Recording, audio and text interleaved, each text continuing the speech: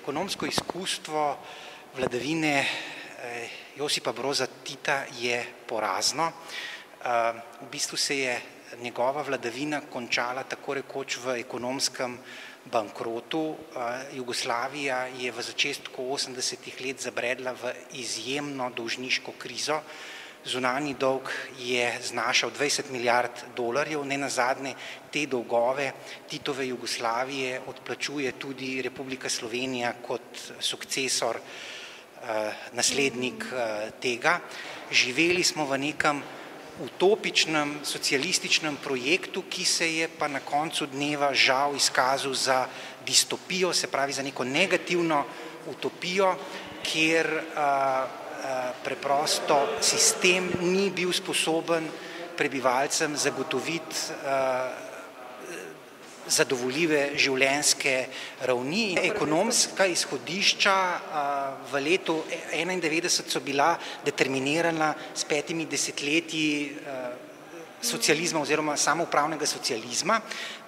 Če pogledate podatke, recimo leta 1941 je takratna dravska Banovina po BDP-ju dosegala približno 80% BDP-ja Avstrije, medtem ko je ta delež leta 1991 upadel zgolj na slabih 50%. In pri katerih odstotkih smo danes?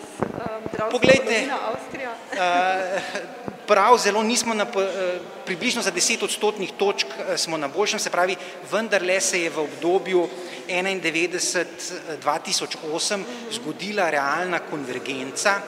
Govorimo o tem, da po izstopu iz tako imenovane poosamosvojitvene depresije leta 1993 do leta 2008 beležimo povprečno 4,2% stopnjo gospodarske rasti, vendar pa se je ta proces približevanja k naši referenčni državi, kot je Republika Avstrija, leta 2009 radikalno zaustavil. Imeli smo katastrofalno gospodarsko rast -8% in ob nadaljevanju teh trendov, ki jih opazujemo v zadnjih mesecih, težko pričakujemo, da bomo kaj kmalu obnovili status, kot ga je Slovenija, takratna Kranjska, uživala leta 18 ali pa leta 41. Ekonomska utvara je bila močna.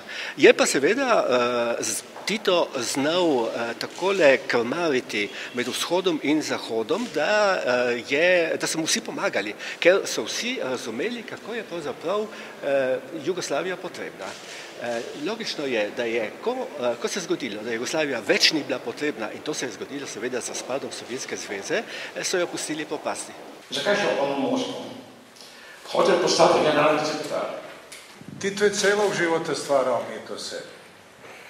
I ako bi se u najkraće moglo definisati šta je životno delo, možda to nekome izgleda previše arhaično, nekome bogohulno, ali moglo bi se s pravom ne samo reći, nego i vrlo ubedljivo dokazivati u dugim raspravama da je životno delo Titovo on sam.